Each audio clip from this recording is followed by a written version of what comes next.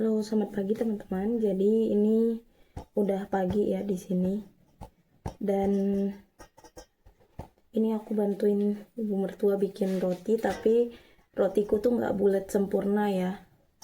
Cuman karena ibu mertua yang mami bagian masak, manggang rotinya. Jadi aku bagi tugas, aku yang ini ya, buletin. Tadi bagi tugas juga, aku yang cuci piring, mami yang masak sayur. Jadi sayurnya itu namanya cana atau kacang Arab gitu ya. Jadi ini kita lanjut bikin roti.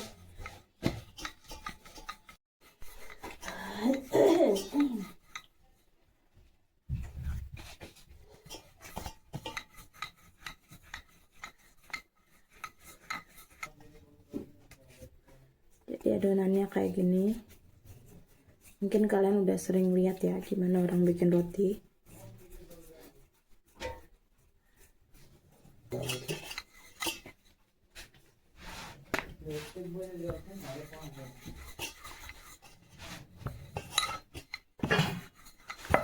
Ya, rotiku tuh nggak bulat sempurna.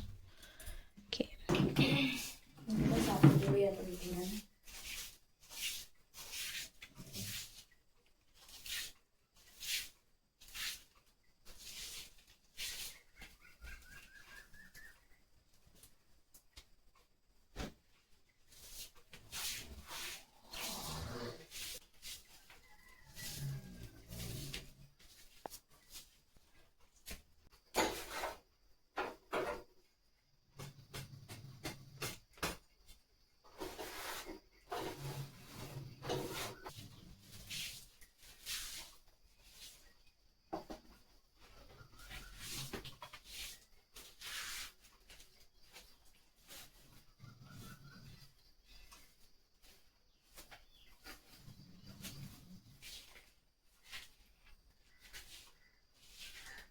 Teman-teman, ini kita masak kentang ya hari ini.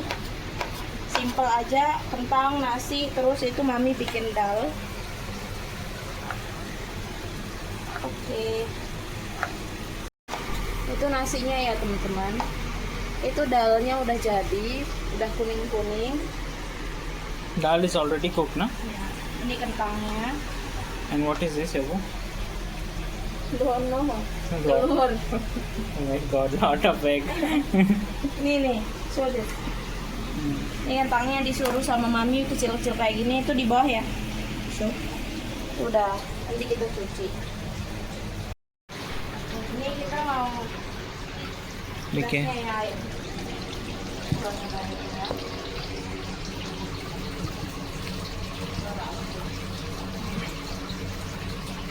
Kayak gini teman-teman.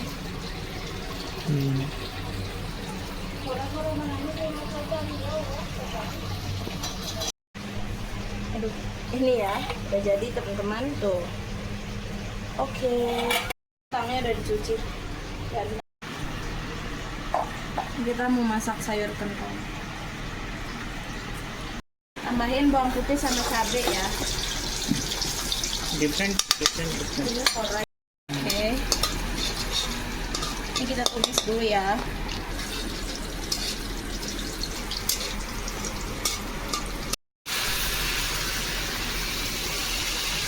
Oke, kentangnya kita tambahin ya, kita campur. Namak, haldi, mirci. Kita pakainya di kentangnya itu cuma 3 ya, namak, garam, haldi, kunyit, mirci, bubuk cabai. Bubuk cabai. Oke, ini dia kentangnya ya teman-teman, udah jadi. Aku mau bikin tahu juga teman-teman, ini kedelainya udah aku rendam semalaman ya. Untuk makan siang aku ada nasi, telur, kacang Arab sama kentang ya. Sama ini ada salad, kakri, timun gitu, timun kecil. Sama suamiku lagi makan sambil nonton TV. Karena bakalan nonton TV juga, jadi aku nggak rekam ya teman-teman karena nanti ada musik backgroundnya. Nanti aku lanjut rekam setelah kita makan siang. Teman-teman maaf ya, ini aku berantakan, jadi aku baru bangun tidur siang, ibu mertua sama suami masih tidur siang, iparku yang 2 cowok itu masih ke perpustakaan ya. Jadi kan tadi tuh aku mau bikin tahu ya teman-teman, tapi blender ibu mertua itu udah rusak, jadinya kita nggak bisa pakai blender. Jadi sebenarnya ibu mertua mau nanti sore setelah tidur siang itu mau ulekin kacang kedelai, tapi karena aku udah kebangun duluan jadi aku aja yang ngulek ya. Makannya kayak gini ya, ini batu besar, ini batu. Terus ini tinggal kita ulek aja kedelainya di sini. Kemarin aku lihat ibu mertua tuh gini ya cara nguleknya.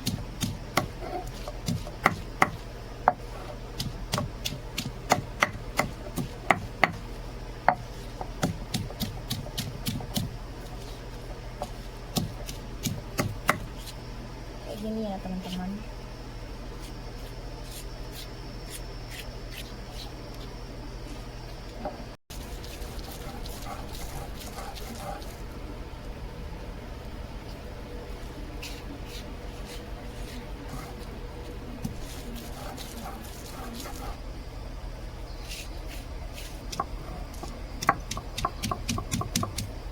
Setelah mengeluarkan semua tenaga saripatinya, aku barusan bersihin batunya ya.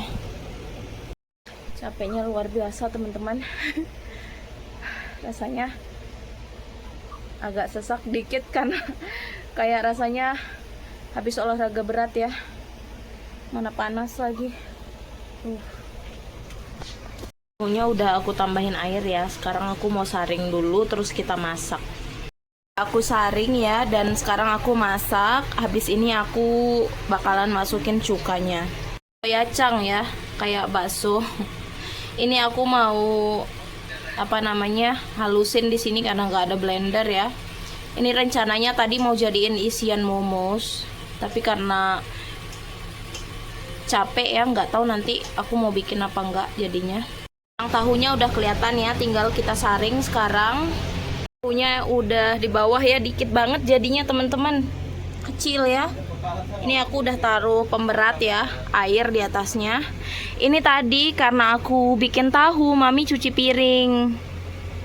Jadi kata mami, aku yang masak makanan malam karena tadi cucian itu banyak banget. Jadi mami yang cuci piring ya teman-teman. Dan ini maaf aku berantakan teman-teman karena di dapur itu panas banget karena lampu dari tadi mati. Ini baru nyala lagi ya. Panas banget teman-teman di sini. Aku sampai rasanya tadi pas menggiling tahu itu mau pingsan aku rasanya karena udah itunya berat ya, cobekannya itu berat, terus panasnya itu luar biasa teman-teman. Makanya aku bilang ke suami, besok kalau ada rezeki kita beli mixer aja yang baru karena kalau nggak pakai mixer capek banget ya. Parku lagi perbaiki cooler ya. Jadi teman-teman kalau kalian denger ribut-ribut tuh ini cooler ini ya. Ini nggak boleh disentuh. Aku pernah sentuh sekali, aku ke strum. Ini nggak boleh disentuh.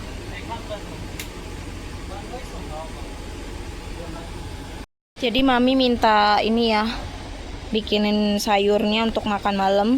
Namanya dorga. Ini tuh kayak timun teman-teman.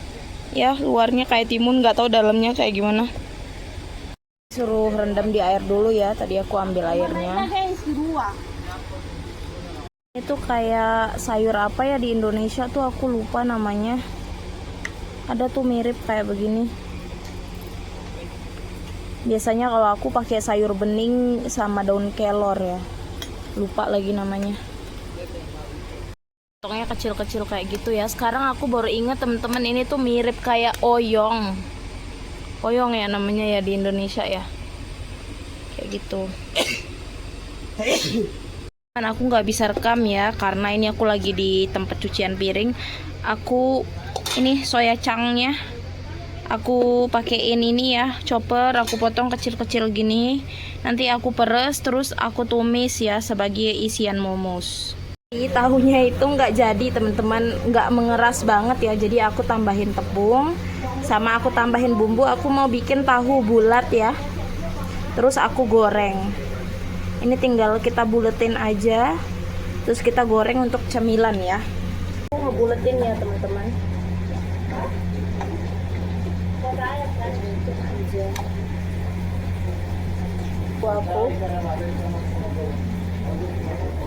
Aku mati lampu lagi. Baru aja nyala ya. Tuh. Bye. Ini ya tahu bulatnya, tinggal digoreng, udah semua aku buletin. Ini mami masak dal. Ini nanti sayurnya kita masak kayak labu air. Ya, aku tumis bawang merah, bawang putih, sama cabenya dulu. Ini sampai kuning kecoklatan ya. Baru kita masukkan sayurnya. Ini udah aku taruh ya.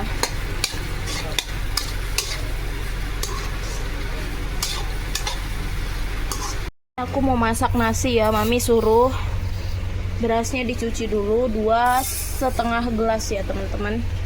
Ambilnya tuh di sini di panci besar. Oke. Ini ya sayurnya. Nasinya kita masak. Aku goreng tahu bulat abal-abalnya ya. Ini teman-teman udah coklatan ya tahu bulatnya. Halo teman-teman, jadi ini mami lagi masak dal di luar. Sayur yang tadi itu mami yang selesaiin ya. Aku cuma naruh-naruh bahan-bahannya aja, mami yang nungguin. Terus nanti tinggal masak nasi aja. Ini suamiku di samping lagi kerja ya.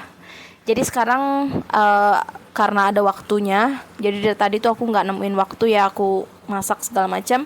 Aku mau sedikit cerita aja gitu tentang pengalaman aku tinggal di India di sini, terus sedikit tentang India ya, tentang sistem kastanya, sistem daurinya.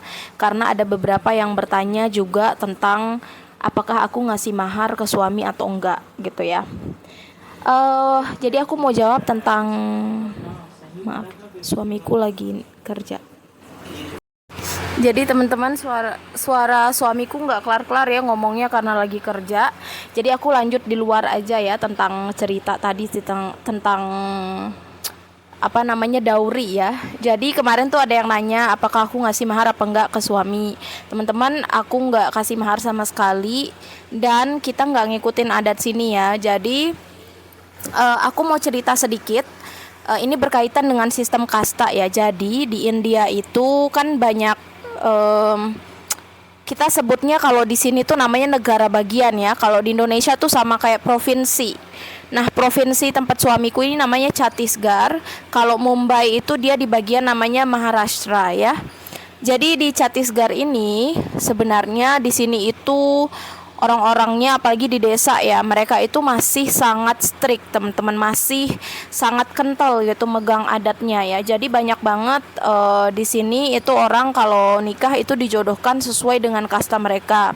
Kalaupun mereka misalnya mau pacaran ya atau love marriage, itu mereka mencari sesama kasta gitu teman-teman. Jadi di sini itu masih kental banget. Nah, cuman keluarga suamiku ini termasuk yang open minded teman-teman. Jadi jangankan beda negara ya, beda negara, beda kultur, sesama mereka aja, sesama orang India itu mereka ngelihat banget ini komunitas dari mana, kasta dari mana. Jadi orang sini itu sangat melihat background seseorang. Jadi mereka biasanya maunya tuh nikahin anak mereka gitu ya, sesama komunitas mereka, sesama kasta mereka. Nah, tetapi keluarga suamiku ini sangat open minded. Jadi mereka itu menerima gitu ya keputusan anak-anak mereka. Dan keluarga suamiku, ipar-iparku ya, mereka juga nikah itu semua love marriage, tidak ada yang dijodohkan. Jadi aku terus yang kedua, adiknya Nick yang kedua sama adiknya Nick yang ketiga, kita semua itu love marriage. Dan itu agak jarang teman-teman, karena banyak banget di sini yang masih arrange marriage atau dijodohkan gitu. Sebenarnya sistem perjodohan itu sendiri dilakukan untuk menjaga kemurnian dari kasta gitu ya, untuk menjaga kasta gitu biar nggak berubah kastanya.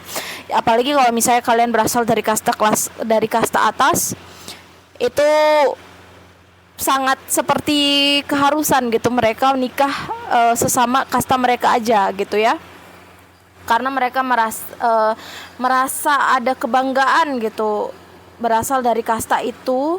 Jadi mereka ingin menjaga kemurniannya gitu ya, sehingga sangat jarang banget kalau misalnya mereka kasta atas itu memberi izin kepada anak mereka untuk pacaran dengan beda kasta gitu ya. Oke, jadi itu udah menjawab ya. Aku tidak memberikan mahar sama sekali. Begitu pula dengan ipar-iparku. Jadi ibu mertuaku itu anaknya 5 ya. Suamiku itu anak pertama, paling besar. Aku dan iparku yang lain yang perempuan 2 orang itu kami nggak ada yang ngasih mahar gitu ya. Dan secara konstitusi teman-teman, secara hukum di India itu mahar atau dowry itu dilarang ya teman-teman. Itu nggak boleh. Cuman orang sini kadang mereka itu mengganti namanya gitu ya, biar tidak kena hukum gitu. Jadi diganti sebagai hadiah gitu. Jadi perempuan itu ngasih kayak hadiah gitu kan. Jadi mereka menyamarkan gitu, kata-kata mahar itu digantikan dengan kata lain gitu. Dan akhir-akhir ini teman-teman ada juga kasus gitu ya, lagi booming, dan ini sering terjadi kasus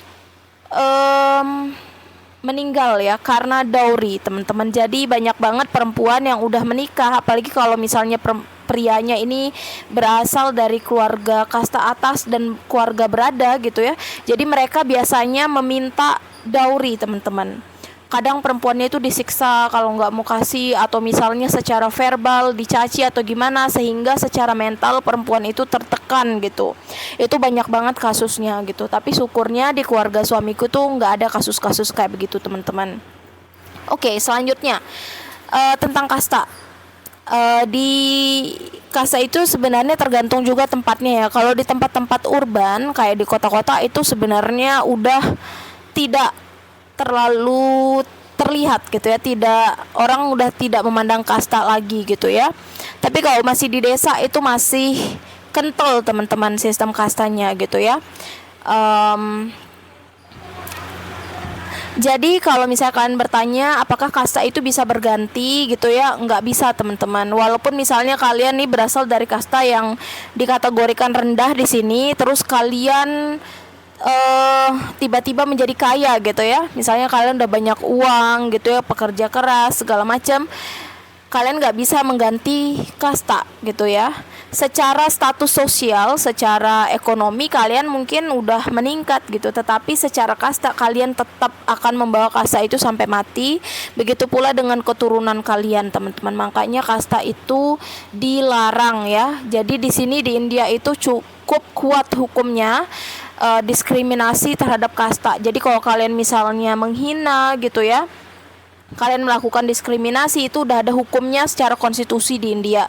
Jadi pemerintahnya itu sudah membuat aturan agar sistem diskriminasi berdasarkan kasta itu bisa direduksi gitu ya. Walaupun sebenarnya secara di lapangan itu masih banyak terjadi, tetapi secara hukum itu sudah dilindungi ya warganya. Itu dia tentang kasta teman-teman. Selanjutnya tentang di sini secara umum ya, di India itu biasanya kalau udah nikah teman-teman, perempuan itu ngikutin laki-laki ya, ngikutin laki-laki. Terus di India itu juga common ya, is very common atau biasa banget gitu kalau mereka tinggal satu atap itu banyak keluarga ya, namanya joint family. Jadi itu udah biasa ya, kayak aku gini tinggal sama ipar, ibu mertua, sama suami. Jadi kita semua gabung di satu rumah gitu. Itu tuh udah sangat biasa di sini, dan ya itu hal yang lumrah gitu ya. Di Indonesia sebenarnya kita juga kayak gitu ya teman-teman, ada banyak yang kayak gitu. Tetapi ini berdasarkan observasiku, bisa jadi salah, bisa jadi enggak ya, karena aku juga punya beberapa teman India sebelumnya ya. Kalau aku lihat di Indonesia itu lebih common, lebih umum kalau orang-orang itu prinsipnya mindsetnya gitu ya, kalau udah habis nikah itu mau tinggal sendiri di kontrakan. Lebih baik tinggal di kontrakan kecil susah-susah sendiri dibandingkan tinggal rame-rame gitu ya. Kalau di Indonesia tuh udah kayak umum banget orang-orang memiliki prinsip kayak gitu ya. Tapi kalau di India itu